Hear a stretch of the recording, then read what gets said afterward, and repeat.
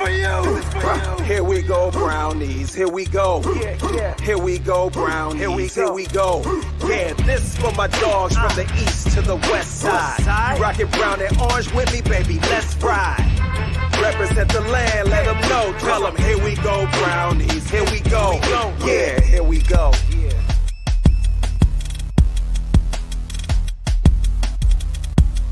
Join the Dog Pound on the road this season with True Fan Travel, an official fan experience partner of the Cleveland Browns. Travel to stadiums across the country with other Browns fans and experience the games like never before. This trip includes everything: a private charter flight, hotel, an all-inclusive tailgate, game tickets, boat party, transportation, and more. Cheer on the Browns in New Orleans and party with Cleveland Browns legend Kevin Mack. Visit TrueFanTravel.com today and reserve your ultimate Browns travel package. Welcome in, everybody, to a post-game edition, victory afternoon edition of the Here We Go Brownies podcast. I'm Allie Heisong, coming to you live from Pensacola, Florida. Joined with me, as always, out in beautiful Cleveland, Ohio. We have Dustin. Dustin, your Cleveland Browns come away 29-24 over the Baltimore Ravens today. Felt really good. How you feeling? Allie, let me tell you, that looked like a football team today. That looked like a team that could do drives, over 300-yard game, more than 20-yard passes. Hey, Cleveland Browns, I think we're not the Browns. Just kidding. No, I'm not. That was an amazing football game today. My goodness. Again, Winston gave us that oh my gosh moments like, what are you doing? We knew he would. You know, thank God the Baltimore Ravens defense can't catch balls. The game was exciting. The fans were fever pitch today. And I just have to first and foremost give it was kind of a melancholy game to start out with. Sure. We all know we all lost the great legendary voice of the Cleveland Browns. Jimmy Donovan passed away yesterday. So it was a very somber moment. Tailgating, flags were at half staff. It was very interesting and weird to see that they had a tribute to him going into the stadium. But you know what, Jimmy? You're smiling today from heaven because your Cleveland Browns won today in a game that probably against an opponent that was probably the best one on the schedule up to this point, defensively, offensively, and we kicked their ass today. I mean, we literally, in a lot of phases of this game, with no Denzel Ward, with no JOK in the second half, still found a way to win this football game today. This was a team win, and I tell you what, this city needed it. Yeah. This team needed it, and you could tell they were a different football team today, especially in that second half, the way they kind of rallied around each other. Yeah, it was definitely a different look out there today, and we knew that it would be, right? We knew that with Jameis Winston, this was going to look different, and with Ken Dorsey calling the plays, it was going to look different. Now, I think you can't say one thing was the solution. I think it was a culmination of things. It was one, being able to run the football today. Nick Chubb was Nick Chubb. I know coming off of a very gruesome injury, just being able to see his cuts, they were wicked. The run game was efficient. Jameis was pretty good. He had himself a day. The pass catchers were great today. The surrounding cast was really good. The offensive line performed pretty well for the most part. Defense, I will say I have a couple of concerns with the defense, but you lost JOK, you lost Denzel. There were some things like that happened. Special teams was fairly above average, I would say. And then, of course, you have Ken Dorsey calling the play. So there was a couple of things that had happened, but nonetheless, it was turned in the right direction. This was fun to watch. At no point were you like, oh, here we go. This is typical Browns. Actually, in fact, there were things that happened in this game that I looked at David and said, well, that never happens. For example, Rashad Bateman, wide open, drops a pass because the sun's in his eyes. That never, ever, ever happens for Browns fans. In fact, that would happen to a Browns player, right? And then Kyle Hamilton dropping what would have been essentially the game-winning interception had he caught that ball. Two things that just never happen, never go in our direction, and they did today. Browns come away with a win. Feels really good. It just felt right. Felt good. Yeah, and, there were moments in this game where Derrick Henry was Derrick Henry, Lamar Jackson was Lamar Jackson. We knew that was going to happen, right? They're a really, really good football team. But this team kept chipping away and chipping away in this game. Like, you know what I mean? They just kept chipping away. You know, we'll match your field goal for your field goal. And by the way, we can still score points against a really great defense in the Baltimore Ravens. And the fact that the Browns were getting chunk plays against this defense was very interesting. And you bring up a valid point just a couple moments ago. The pass catchers in this game, I mean, think about this. This is a team, and we'll get into this about Tillman. I mean, you want to talk maybe about a bright star in the future, but we did this all without Amari Cooper out there, like, you know, our number one receiver, and we still put almost 30 points on the board today. You know what I mean? Like, that's without a guy that was your number one that you traded off a few weeks ago. And folks like Tillman and some of these other guys stepped up today in huge ways to bring on this victory for the Cleveland Browns. Like, I think I think we figured out what the problem was. I'm sorry. I'm just going to keep repeating it. I clearly, the fact that these wide receivers were open, the ball was thrown more than 20 yards in this offense, and the fact that we put a 300-yard game up today against, I mean, I don't know what the Ravens defense is ranked. It's got to be top 10, I'm assuming, right? You know, a top 10 defense in the league. That's just unheard of, like the way this all came about today. Like, and I think the Browns were 10-point underdogs in this game or something crazy in Vegas. I mean, what I'm saying is, like, everything that happened in this game was like the team was just tired of all this and said, we're going to go out and just play a football game against a division rival and prove that we're still a damn good football team. Did it kind of feel like to you that like a weight had been lifted and this team 100%. Could just go out and really that they had nothing to lose? Now, you're right. Jameis is the type of quarterback. He's high risk, high reward. He's going to make some incredible throws. He's going to do some like insanely stupid things. And we saw that. Now, it worked out for the Browns today. Kyle Hamilton dropped that interception. It was okay. Actually, they dropped Ravens secondary dropped a couple of would-be interceptions. And so did the Browns. They dropped it. So did the Browns. You're right about that. You're right about that. The Browns had 3 or 4 opportunities today where they could have intercepted the ball. It was just it was a lot of that going on where just for whatever reason the defenders weren't grabbing that ball when they deflected it or whatever. And I mean, we all saw it. I mean, the ball pops up in the air and literally number 95 Myles Garrett could have literally just like, boop, and ran the other way. But those kind of things. There were opportunities. Yeah. There were opportunities, and there were, of course, some weaknesses. You know, this wasn't perfect, but they still strung it together for 4 quarters. I put a bet in that the Browns would score in every quarter. I hit. I just kind of threw a couple of bucks at it thinking, I don't really think this one's going to hit, but, you know, higher odds. But it did end up hitting. And I think that there was just a different energy about this team. You know what I enjoyed? I enjoyed watching Kevin Stefanski get a little bit more amped up. He didn't have the sole responsibility of he was emotional. It was good. I like seeing him pissed off as much as I like seeing him celebrate when something went right. That is what I want in a head coach. I've said this so many times, and I will still say it.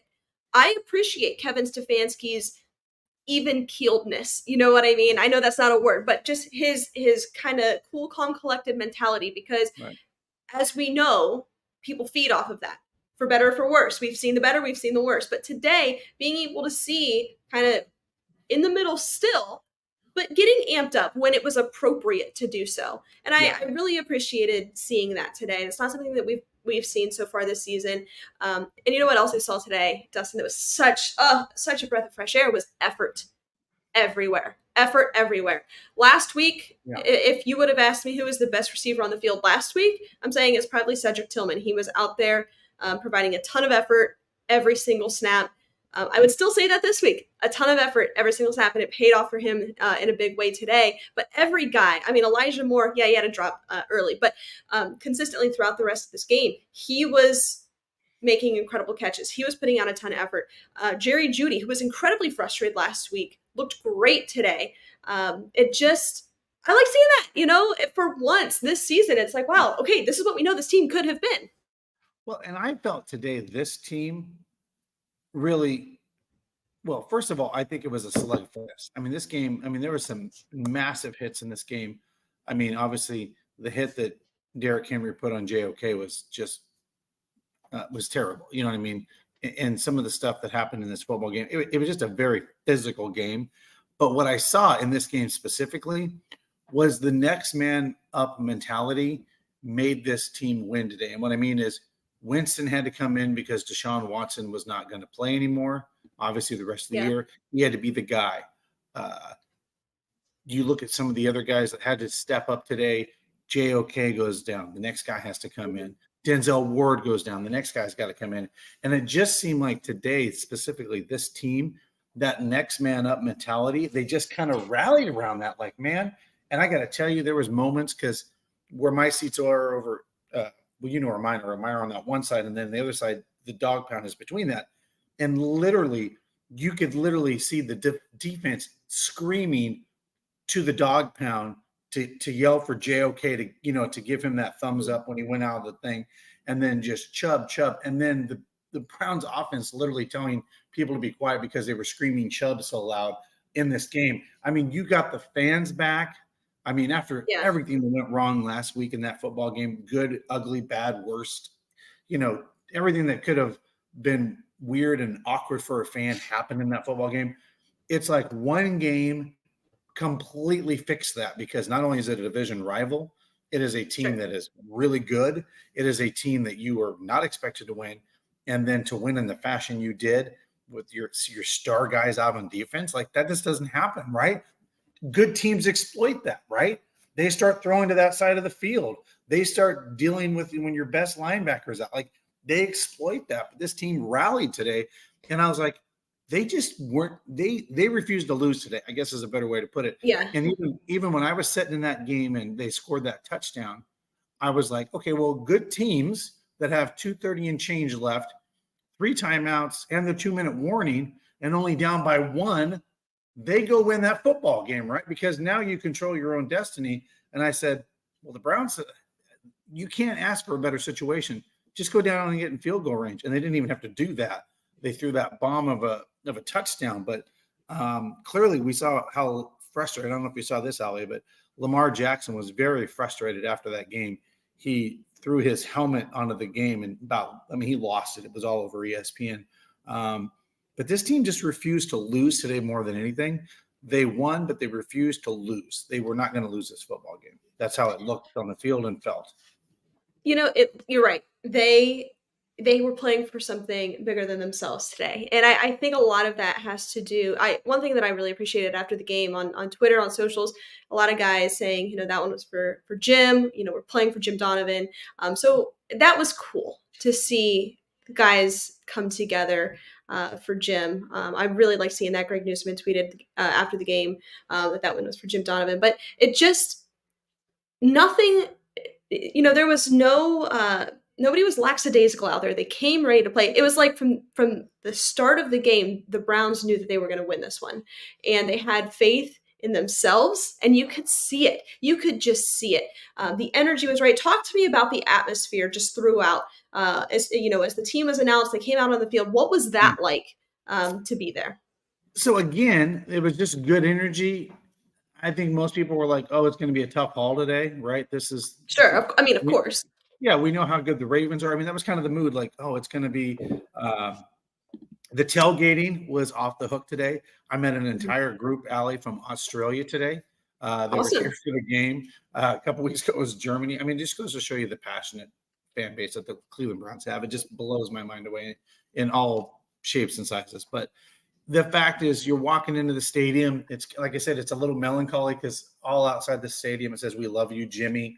It's all over the outside. So you're kind of a little emotional. So I think a lot of people had a little bit of emotion mentally going into this game. They aren't going to be able to listen to their favorite.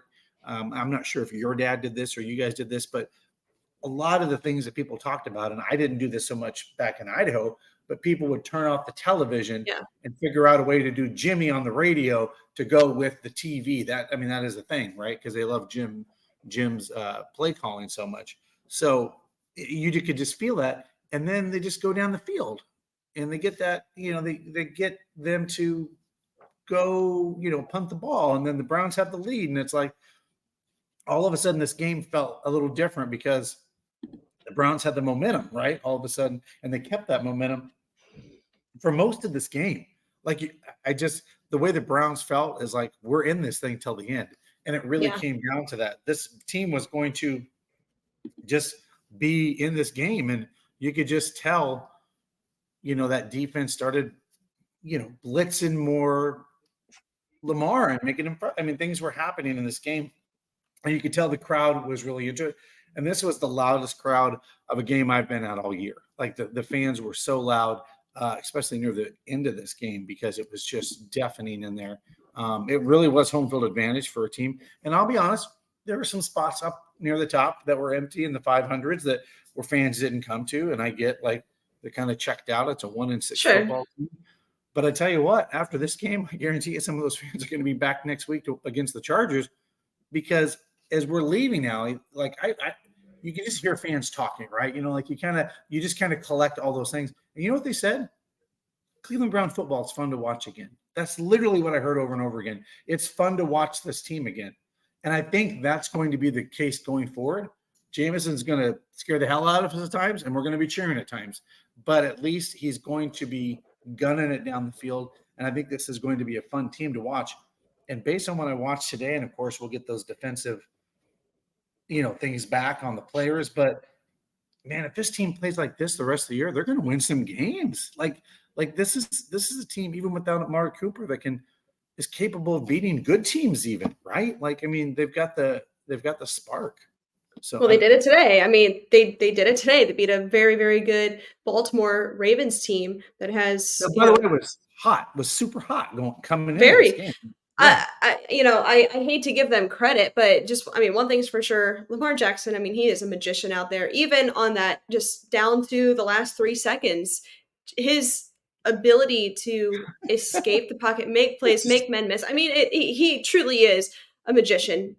It's ridiculous. We want to give a shout out to our sponsors over at Stadium Mustard, Lorello Vineyards, Teresa's Pizza, Hartville Marketplace and Flea Market, City Barbecue, Western Reserve Distillers, and also 5 Iron Golf. So please be sure to go check all of them out. Let's do some game balls. We haven't done that in a while. I want to start on the offensive side of the ball. Dustin, I'll turn it over to you first. Who you got? Offensive side of the ball. I'm going to give it to Nick Chubb today. And the reason I'm going to give it to Nick Chubb, it was because of Nick Chubb's play in this game, that extended plays, his extra running, extending the clock in this game, giving the Ravens less opportunities in this game. I think I didn't see the final total. What did Nick Chubb ended up rushing today? Did he get over 100 yards? Yeah, no. He had 16 carries for 52 yards. Okay. But, I mean, just the fact that he ran the Ravens weren't giving up much today, but when we needed that extra 1 or 2 yards, he was getting it. And again, that extends it, right? We know this team has been terrible on third down. And I felt like today, Nick Chubb gave us that little extra 1 or 2 yards when we needed it. And so without Nick Chubb, you don't get those tough 1-2 yards. So I'm going to give it to Nick Chubb today, even though it won't show on the scoreboard.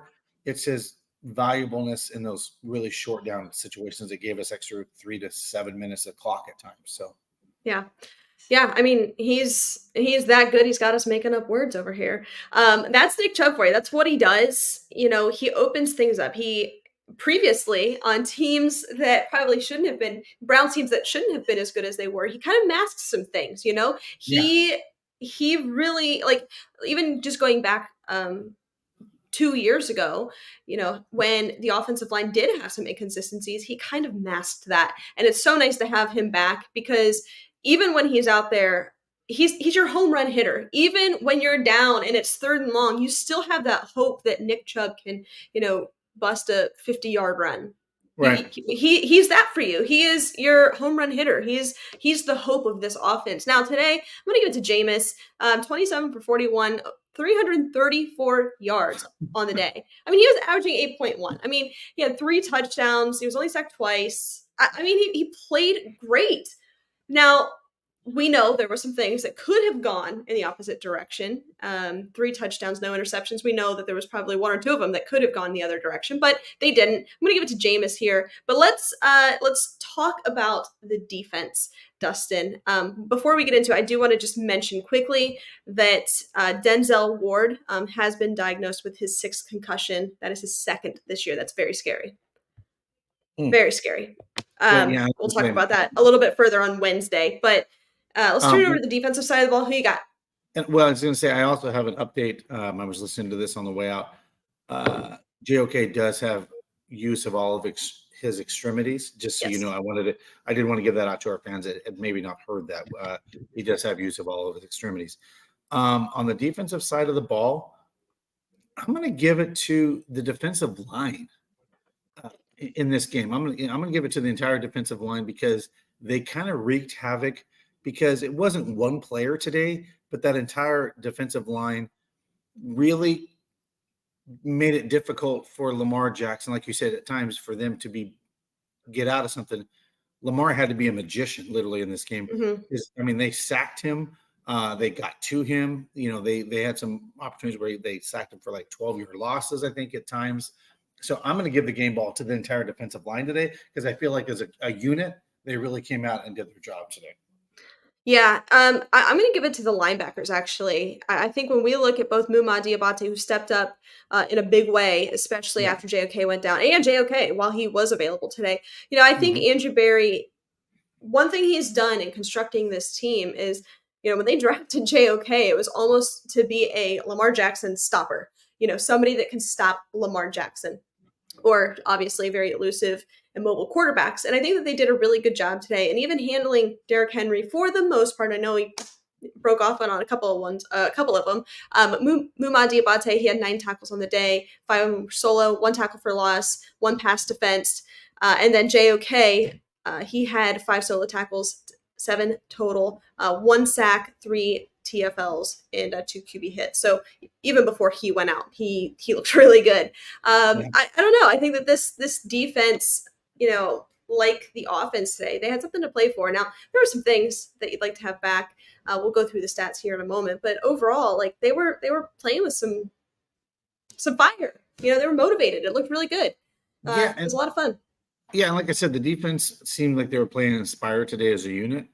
I got to say, Greg Newsome looked pretty good today too. I mean, out there on some of the plays where he, the defense, for whatever reason, things looked right today. And I know that doesn't make sense because that's been the same defense, right? But things just looked more in sync today because this is a dangerous team you played against, right? I mean, this is a dangerous offensive team you're going up against. And I'd like to also give a shout out to the offensive line today.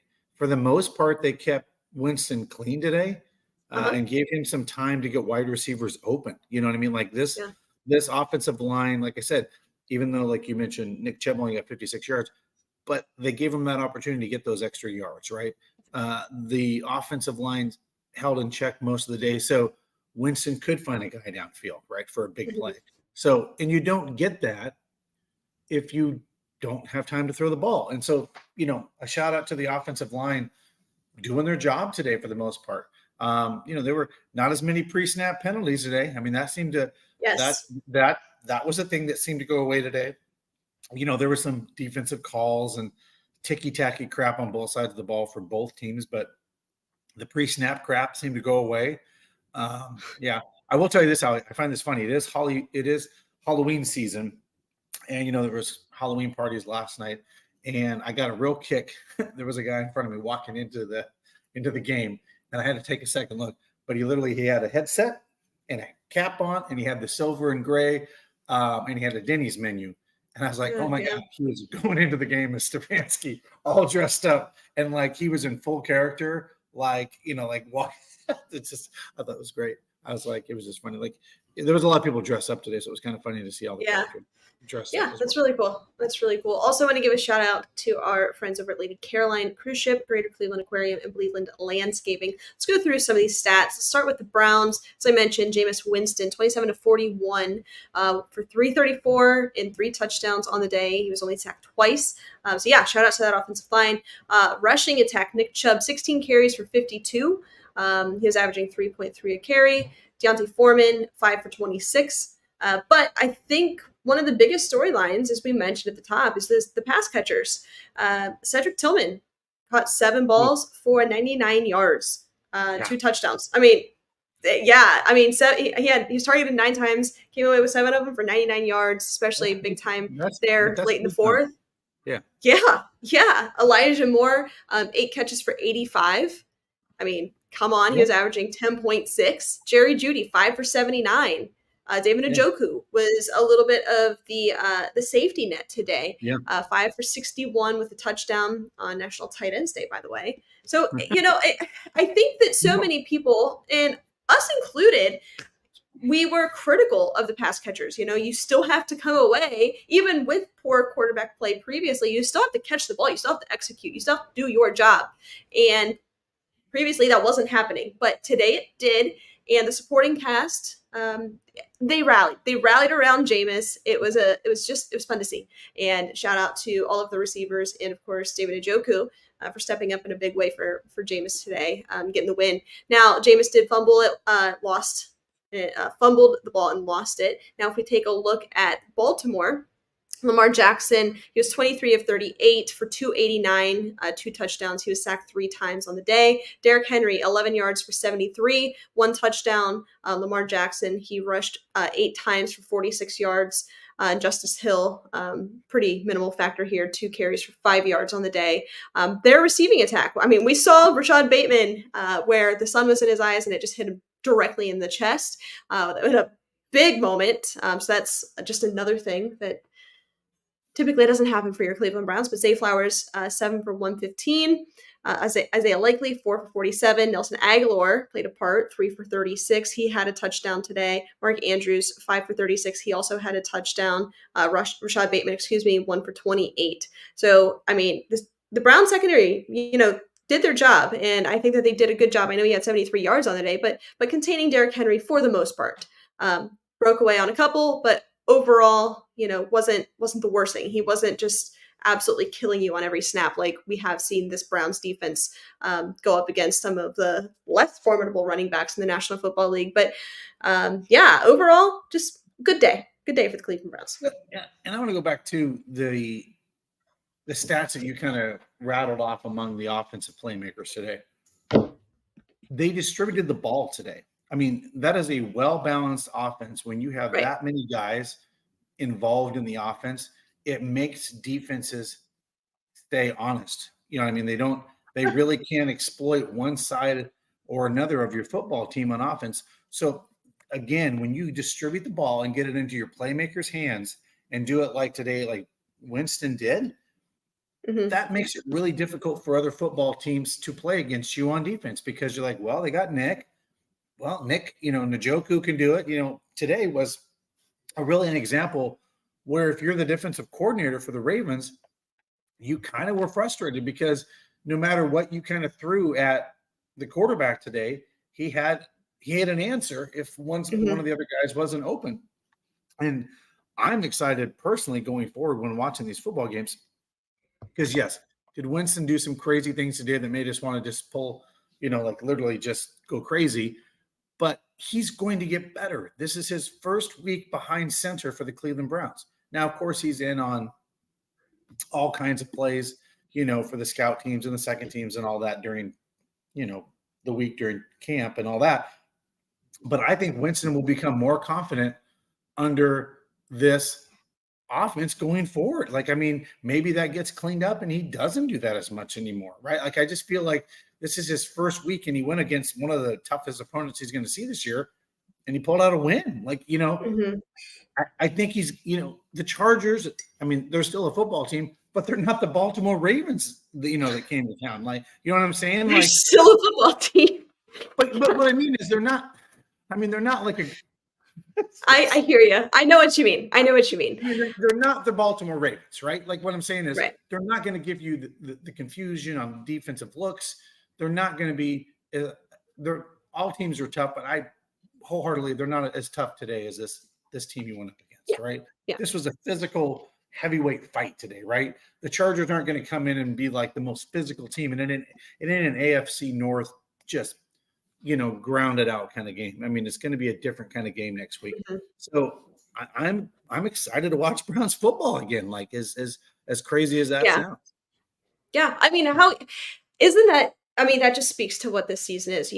Yes, of course, we all had aspirations for this team to go win us a Super Bowl, but just how desperately Browns fans want just winning football, fun, good, winning Watchable football, and watchable football. Yeah. And I think if we go back to Jameis and the type of quarterback he is, he really fits what Kevin Stefanski likes to do. And earlier you Yeah. talked about the scheme.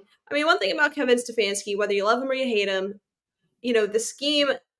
I know Ken Dorsey was calling the plays today, but gets guys open.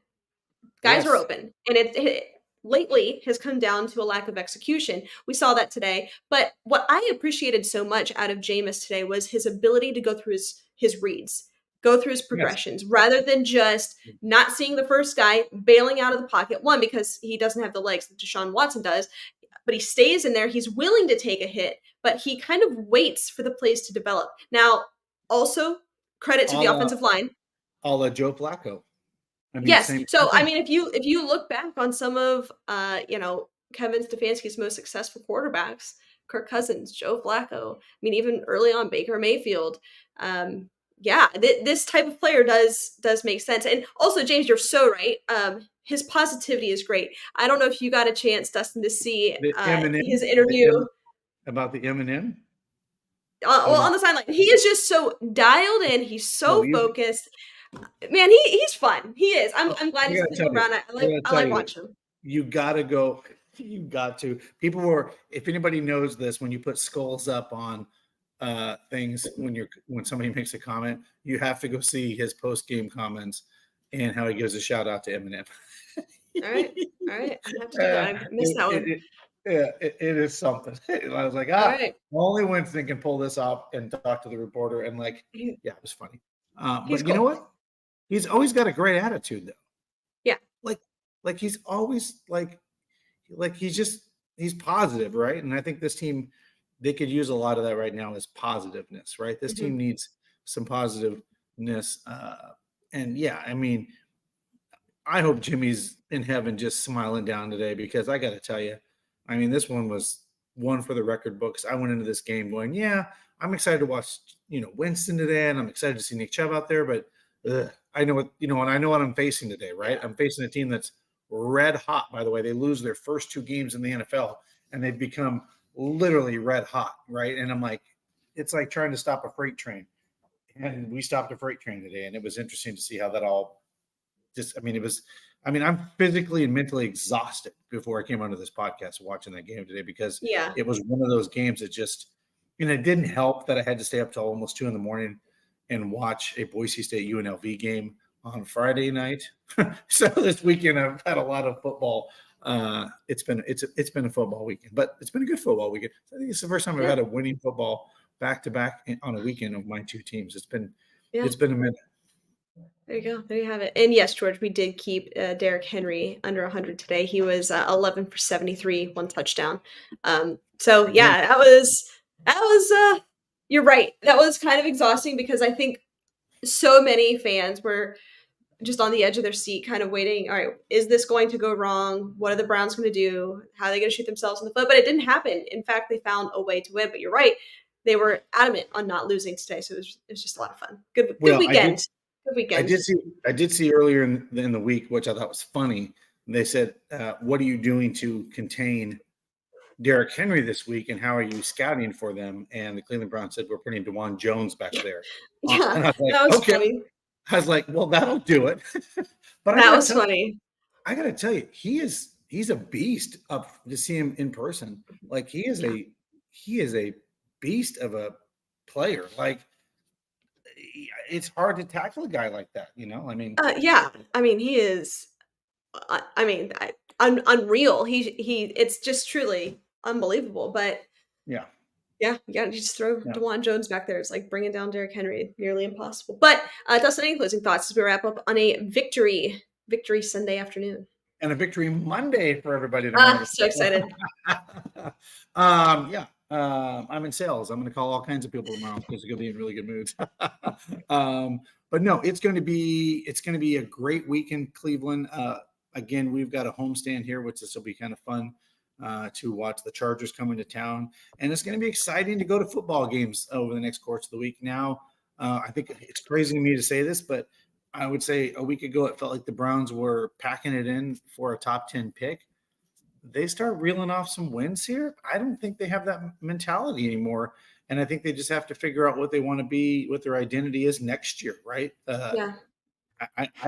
Today, I don't think that coach looked like a coach that was told to pack it in. These players certainly don't look like a team that looks like they're ready to pack it in. So I'm looking forward to, them rattling off some wins in a row here. And maybe fighting for something at the end. I know that it's a long shot, but it's a National Football League. Anything can happen. It's weird, we know that. Yeah, anything can happen. All right, that's all I got. Let's wrap it up. It's Victory Sunday afternoon, leading into a Victory Monday. I'm having a Victory and Miller Lite, and let's go enjoy the afternoon. But thanks everybody for tuning in. We appreciate you. Stay safe, stay healthy, and as always, Browns fans, go Browns. Go Browns.